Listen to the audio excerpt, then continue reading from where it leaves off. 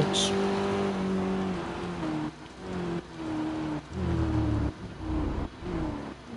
Alright, this is changing the camera around.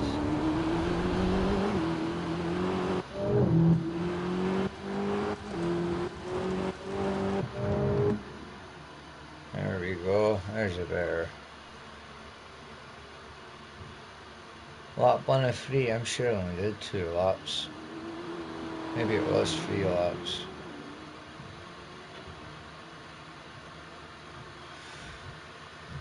I got gold for it anyway.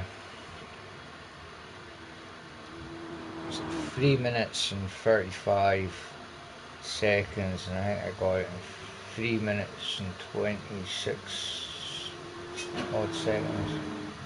Looks like my screen's smashed. It looks like the window screen's smashed and that, eh? It's not, it's just the window wipers are, in the rain.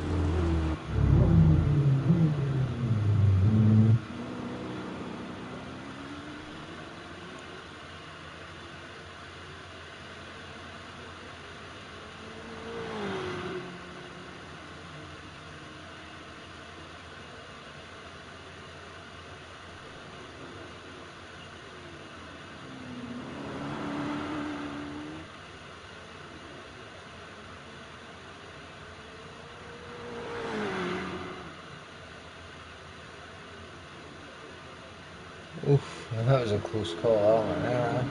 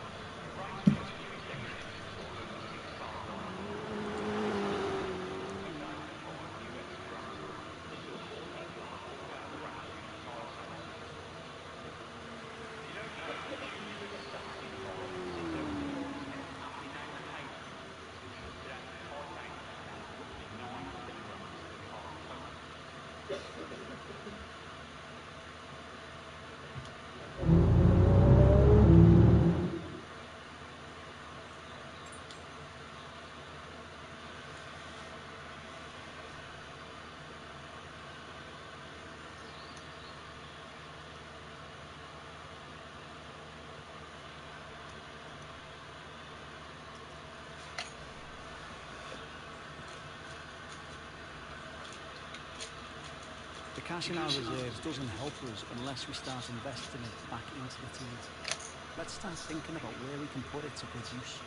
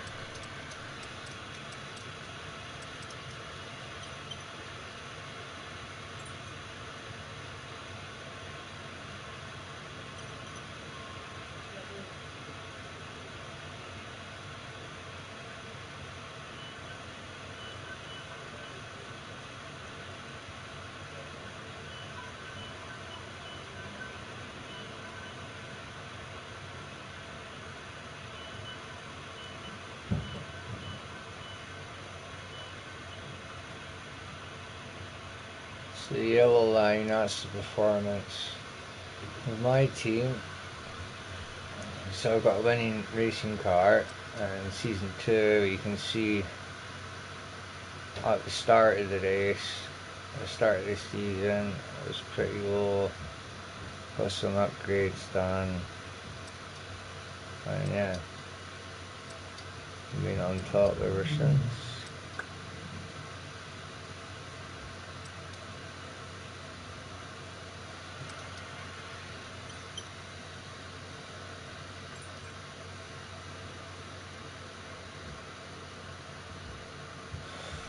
And you do all these practice things so you get your little XP things so you can upgrade, get your XP points, experience points to upgrade your vehicle, performance, aerodynamics. So I'll show you pretty much everything, yeah.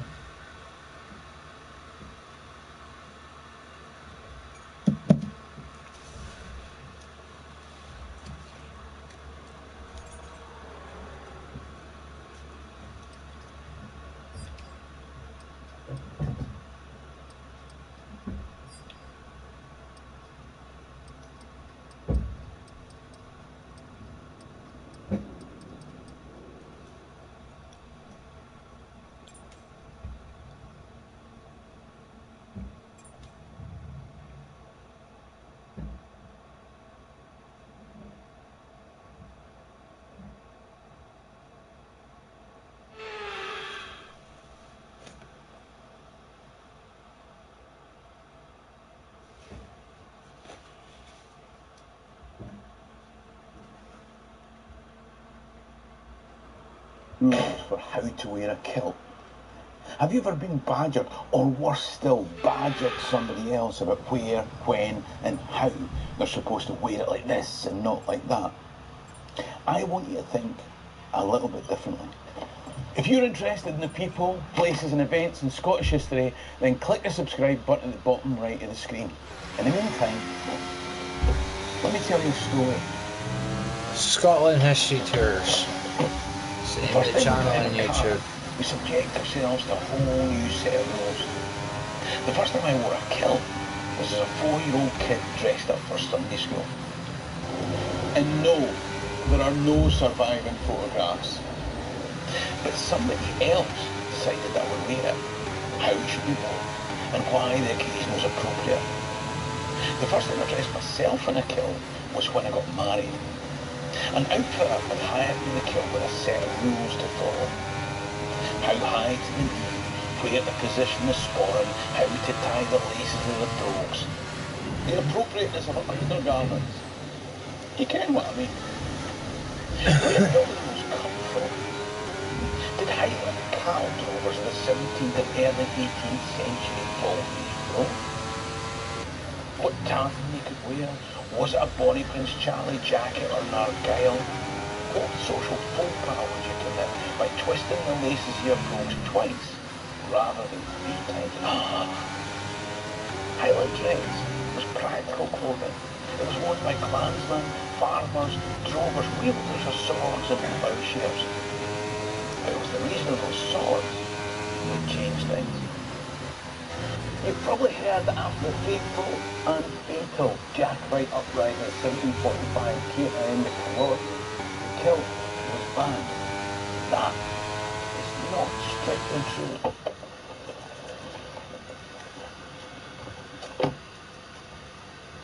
It was only banned in certain Highland counties: Dumbarton, Stirling, Perth, Kincardine, Aberdeen, Inverness, Nairn, Cromarty, Argyll, Forfar, Bam, Sutherland, Caithness, Elgin and Ross. Women could wear it. Nobility could wear it. And most of all, if you joined the British Army, you could wear it. From August 1746 through to 1782, able-bodied men could only wear Highland dress if they submitted to the rigours and rules of military discipline. So Highland dress wasn't quite banned, but it was weighed down by more rules than a lead-filled sporran. and has been ever since. Today, I want to liberate you. I say I want to liberate you. Don't think that I'm an expert in Highland dress. I'm not. But wait until you meet the woman who lives in here.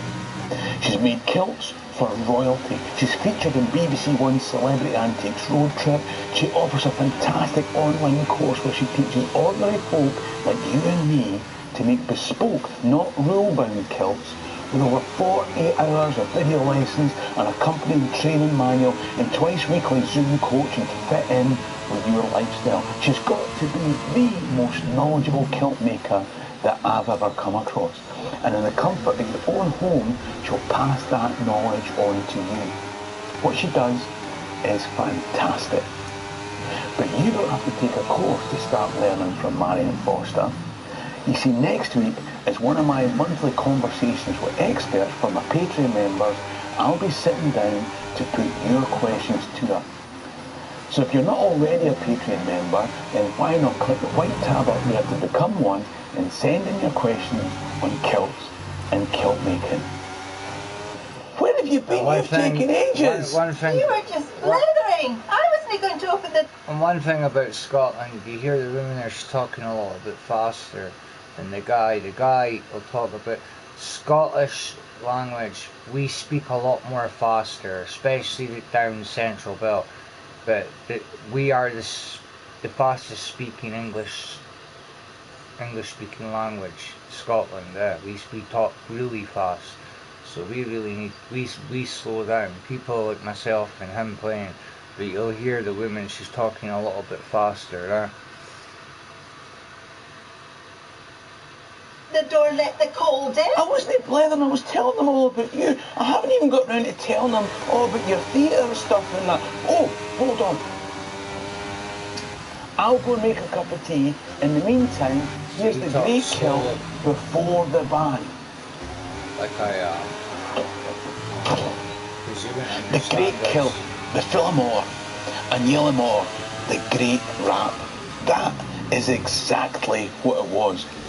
A great blanket of double width of woolen cloth. You fold it into pleats over a belt, you lie down in it, you pull the belt around you, and you now have a kilt, a jacket, and a blanket for a winter's night all in one. Flexible, durable, and for pastoral people, practical.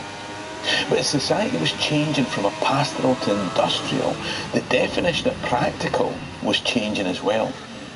Now, like all things kilt related, there's a bit of debate about whether the next bit is myth or reality.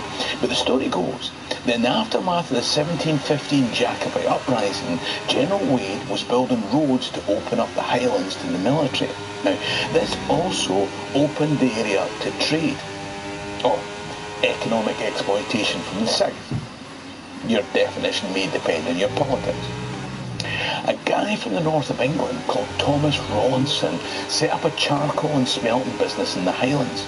Now, he thought that this belted great kilt, so practical for the pastoral life, was cumbrous and unwieldy for men working in his new industrial works.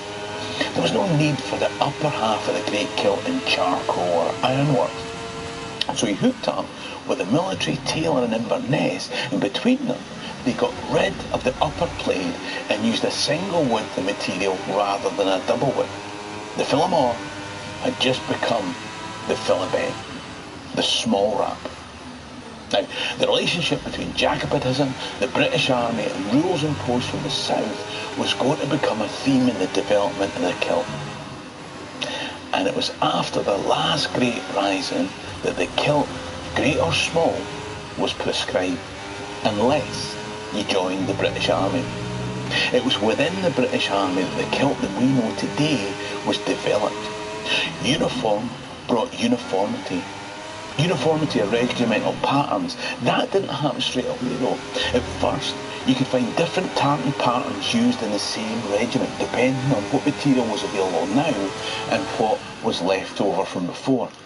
Now, if in a generation or two you force civilian Highlanders to dress like their southern neighbours, it doesn't take long before nobody thinks to dress day to day like Grandad did. And ordinary country folk, they wouldn't have had the funds to invest in a kilt for a special occasion. But Highland gents were appearing in portraits in all their tartan finery. So the kilt became the preserve of the military and those who could afford the peacock strut of fashion. In both these environments, rules, regulations and dress codes are the norm. Whereas the weaving of tartan had been a cottage industry, the ban meant that there was no point in small-scale production and the skills became lost in the Highlands. The gap was filled by larger lowland operations, with Bannockburn becoming the centre of commerce. In 1778, the Highland Society of London was formed, and in the 1790s, William Wilson and Son start exporting tartan to clothe slaves in the Americas and the Caribbean. Now, a situation where those at the top and those at the very bottom are tartan clad by haughty choice or ignominious servitude, whilst those in the middle can scarce afford the luxury. That's a surreal picture. Meanwhile, in the British Army, somebody decided that rather than have to do all the folding and wrapping of a morning, the top folds could be stitched together. And that way, you could fold the kilt so that a bright line of colour ran down each visible surface fold. The first tailored kilt would be called a box pleat kilt. It would take around 3.5 yards of tartan material to make one of these box pleat kilts. Maybe a few more yards for somebody like me. After the Battle of Waterloo, kilted soldiers in Paris drew the eyes of the Parisian ladies, and the question starts to arise as to what's worn under the kilt. That's right, it's a French idea. In 1817, Walter Scott's Rob Roy was published. 2 years later, William Wilson and Son of Bannockburn produced a pattern book of over 240 tartans. 5 years after that, Walter Scott organises the Highland pageant for the visit of George IV. Actually, I made a video called Walter Scott Made Us Wear the Kilt. I'll leave a link at the end. The kilt was now transformed from practical peasant garb into aristo military attire. Queen Victoria bought Balmoral in 1847. 4 years after that, her children appeared dressed in tartan at the opening of the Great Exhibition in London. The sun permanently shone in the British Empire. Consumerism grew, and the outfitters found fashion rules to justify selling more material. The boxes in the kilt became narrower and the pleats became deeper. So gradually, instead of 3.5 yards, you now need to buy 5.5 yards to make the kilt. Now, if you were short of cash, then the advantage of the box kilt was that when it starts to show wear and tear in the outer material, you could have the stitching taken out and refold the box to reveal material that had been hidden inside of the pleat all along. And hey presto, you've got a new kilt, and you'll get extra years of wear of it, or pass it on to your son. Then, in the 1890s, boom, instead of boxes showing the stripe down the pleat, why don't we make a series of knife pleats all the way around the back? There'll be flat apron panel at the front where the pattern of the tartan can be clearly seen, but what we'll do is we'll fold the pleats all the way around the back so that the pattern set will be visible even though it's pleated. Oh, that sounds complicated. Aye, but we'll sell oodles more tartan, maybe up to 8 yards. What about the full 9 yards? Didn't be silly. Retailers had taken over from the military as the rule makers. More recently, retailers have had another card to play. But first, let's remember that you don't have to follow their rules like they've been brought down in tablets from Mount Sinai. For example, in 1832, a ballet was written called La Sylphide. It told the story of a young Scotsman who fell in love with a wood sprite. And as that impossible love story progressed, it promoted kilts and tartan long before anyone had heard of the Bay City Rollers. In 2020, when the ballet was put on by the Royal Danish Ballet Company, the tailors in the costume department They couldn't go into a tourist kilt maker in the Royal Mile and say, "We're looking for 12 mini kilts for the ballet dancing Sylph dervishes. Here's my waist, hip and leg length. I'll be back next Tuesday." No, no, no, no, no. What they had to do was to go to Marion Foster to learn bespoke kilt making skills. And then, when the spinning angular momentum of your mini kilt unbalances the precision of her length, you have to go back to Marion again so that she can calculate adjustments in the pi r squared and bring that helicopter into land. If there's one thing that I've learned through my experiences with Marion, it's this. Getting back to the roots and essence of the kilt isn't about following the rules that the so-called experts will try and impose on you. Rules that a Highland drover would never have heard of. It's about looking good and feeling proud. The one rule that she is a stickler for is quality, and that brings us to the last step in the story of the kilt in the modern era. So often, with popularity comes mass production and loss of quality. You can go up and down the Royal Mile or Princes Street today and walk into stack them high, sell them cheap, tartan kit shops. You can see tourists walking through the Grassmarket, and I'm sure you have in those horrific bargain basement, creased and crumpled things that look ridiculous from any direction. And you wonder, are they taking the piss? And just a step above that are the chain shops, probably owned by the same folk, who'll take 3 measurements and then they'll fire them off to a cheap offshore sweatshop and leave you looking almost as ridiculous as George IV in his pink tights in 1822. As somebody who's passionate about communicating Scottish history and culture, as somebody who's worn the kilt on and off since a wee boy at Sunday school without really thinking about the detail, what this video's taught me is the attention to detail and the passion that Marion has for passing on the knowledge of proper kilt making from the heart and soul. Now, let's be honest, we all work within a budget, and price competitive mass production outfitters serve a purpose. But it's just not the same as getting back to kilt making as something that you did with your love and care in your own home for those around about you. So the more people I can persuade to forget the pile them high, sell them cheap, rule imposing retailers and develop the knowledge of kilt making, the happier I'll be. If you want to learn the skills to make your own kilt, or maybe make them for other people, be it for a family wedding, a Highland Games, or just to look fantastic, and you want to do it all to a higher and more bespoke standard than they do in the shops, then why not take one of Marion's courses where she'll take you step by step through the process. You just need to go to this website by clicking the white tab up there or the link in the description below. You'll know it's the Scotland History Tour page. Why? Because you'll see Marion measuring me up for a kilt, and you can find out all about her training there. Alternatively, become a Patreon member and send her your questions for our conversation on the 25th of July. Or, if you'd just like to hear about how Walter Scott changed the game for kilt wearing, then click the video coming up on screen now. In the meantime, ha mi an dochas gwn bí lá mái. Sherry and Rasta.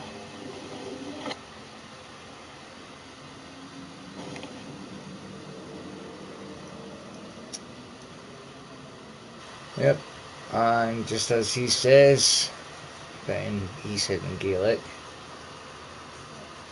I shall see you later and have a good day, and I will be back.